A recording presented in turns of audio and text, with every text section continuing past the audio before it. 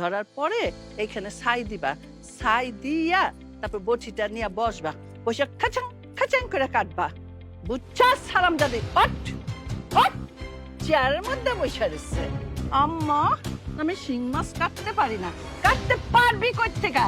তাই তোর বাপ্পা তোর মাছ কথা শিখায় নাই? শিখাইবো কই থেকে? তোর মা বলে আগেই মরে গেছে। আর তোর বাপে কেমনে মাছ কোটা শিখাইবো? তোর বাপে তো বাজারে যায় মাছ টোকাইতে। ওই যে মানুষ পচা মাছ দুইটা পুঁটি মাছ ফেলায় ফেলায় দেয় না, ওগুলো টোকায় না তোরে খাওয়ায়। তারপরে খাওয়ায় সবজি। শিং মাছ কিনা খাওয়াবো তোর বাপে তোরে? এত বড় লোক হয় নাই। শিং মাছের দাম জানো?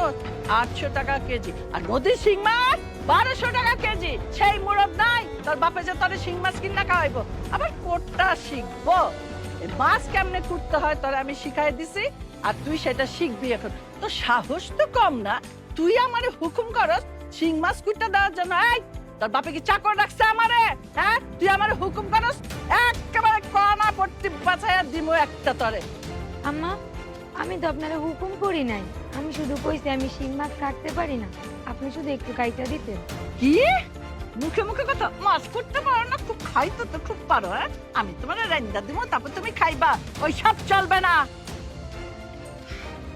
এই আমি বসলাম,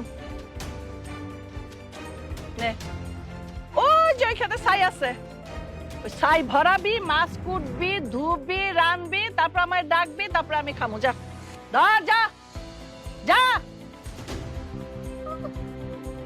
বাপ জাদি আইছে আমার কাছে শিং মাছ লইয়া।